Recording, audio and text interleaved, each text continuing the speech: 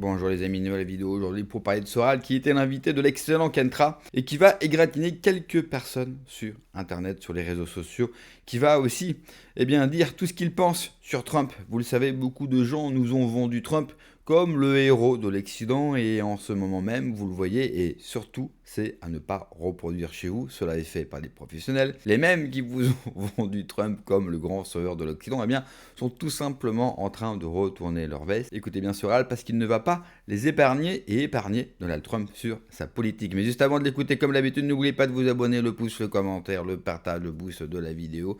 N'oubliez pas aussi de me rejoindre sur Patreon, une plateforme où vous avez du contenu exclusif posté chaque semaine. Et je remercie tous les donateurs sur Tipeee. On l'écoute et on en parle juste après. C'est un sujet d'ailleurs intéressant de comprendre quelles sont les qualités russes et de l'intérêt de me rapprocher de ce pays. C'est aussi de ne plus seulement, d'une certaine manière, l'idéaliser et en faire mon champion dans une lutte contre-impériale, puisque ça serait un peu ça l'idée, face à ce que représente aujourd'hui, et j'en suis le plus profondément désolé, l'Amérique de Trump. Hein. Là, c'est aussi un sujet à la fois troublant et douloureux.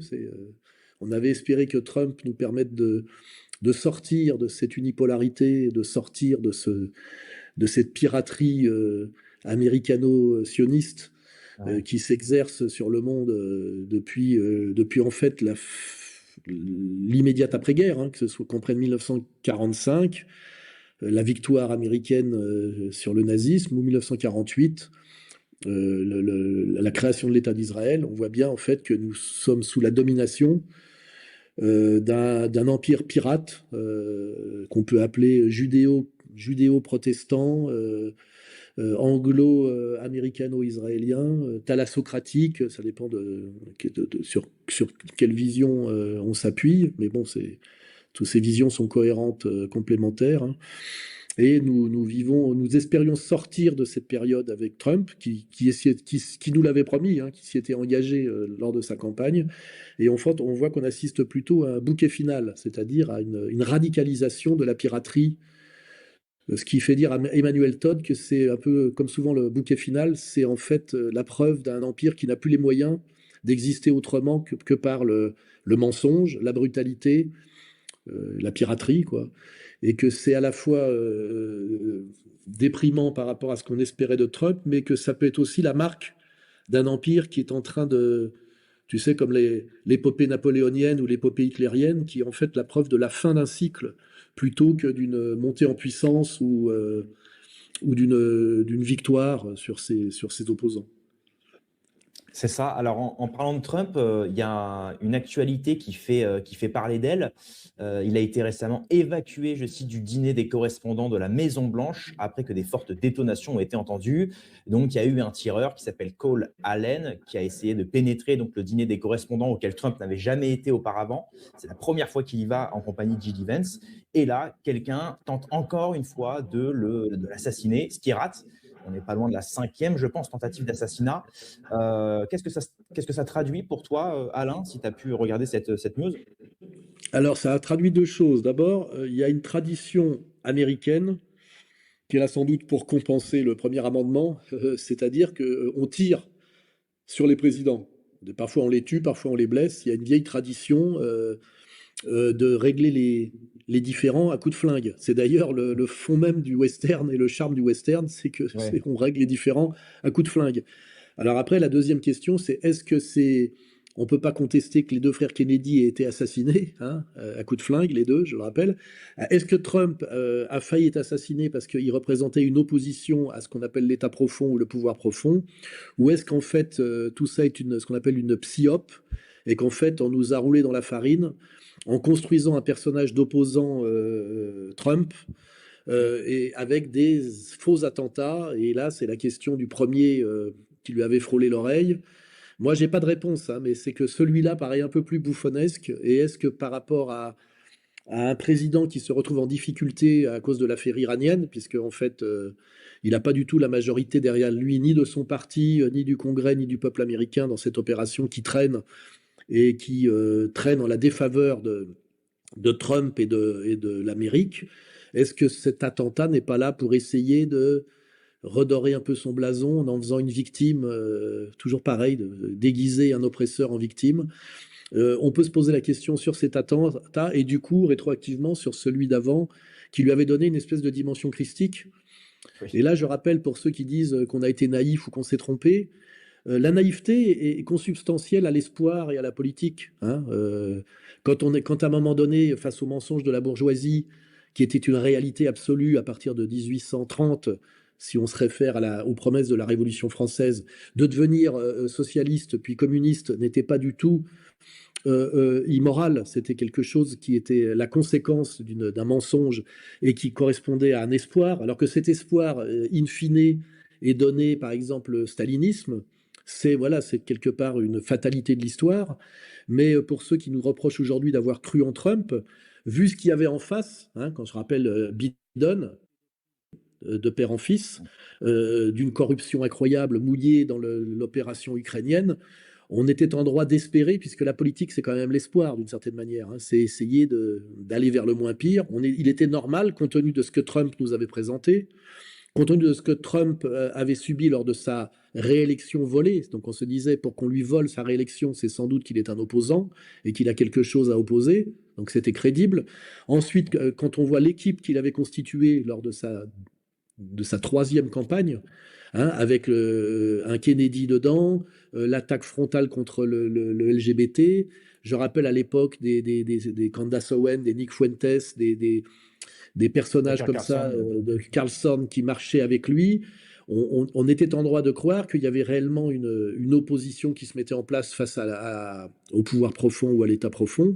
Et face à Madame Harris, là, il était un peu normal, si on croit encore à la possibilité de changer les choses par les élections, bon, il faut bien tenter, il était normal d'appeler à voter pour lui, d'espérer qu'il soit élu et d'être même content qu'il soit réélu.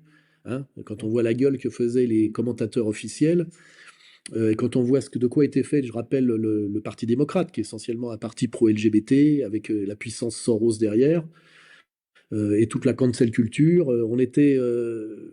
il était un peu normal d'espérer, et il était un peu normal d'y croire. Alors c'est facile après de jouer les sceptiques systématiques qui ne croient jamais en rien. Ça c'est une tradition qui renvoie tu sais, au déçu de la politique, tu vois, au fatalisme des déçus de la politique. Mais c'est aussi un positionnement un peu facile de dire rien ne changera jamais. C'est assez facile. Donc on peut reconnaître aujourd'hui qu'on s'est fait un peu rouler dans la farine. Alors soit Trump était déjà le Trump d'aujourd'hui dès le début et c'est un grand acteur et un escroc de très haut vol, soit il a été retourné et l'état profond était plus profond et plus puissant que ce qu'il pensait et il a été retourné par la menace, on voit bien qu'il y a plusieurs dimensions possibles. La menace, on sait comment fonctionnent les États-Unis, hein, on tue les gens.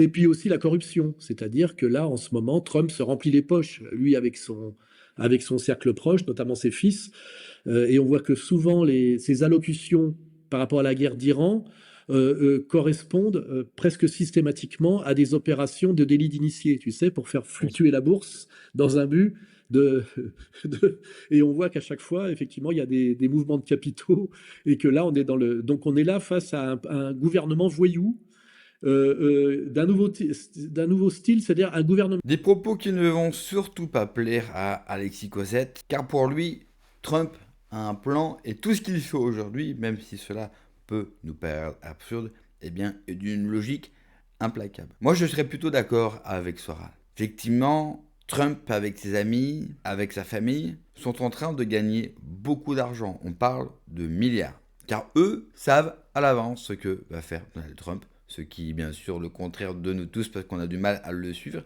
Et comme par hasard, on a vu des mouvements en bourse qui ont permis à la famille de Donald Trump d'empocher des milliards.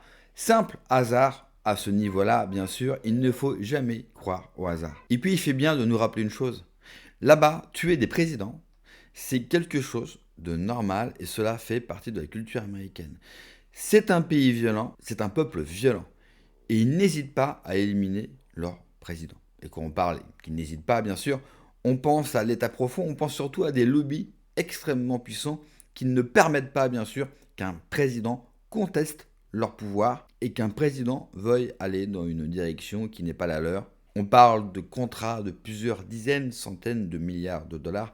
On parle de contrôle du monde. On parle de gens qui sont dans les affaires les plus véreuses de ces 30 dernières années.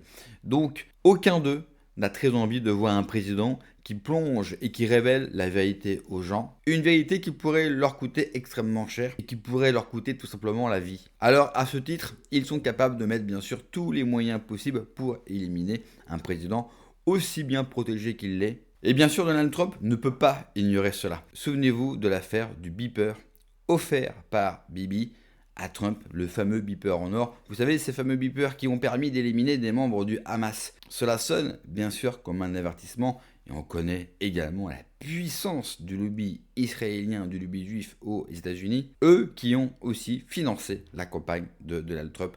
Donc il doit évidemment rendre des services à ceux qui ont financé son accession à la présidence américaine. Et tout cela, bien sûr, peut expliquer en partie son revirement. Merci d'avoir regardé la vidéo les amis, n'oubliez pas comme d'habitude le pouce, le commentaire, le partage, le boost de la vidéo. Prenez soin de vous, que Dieu vous protège. Allez, ciao.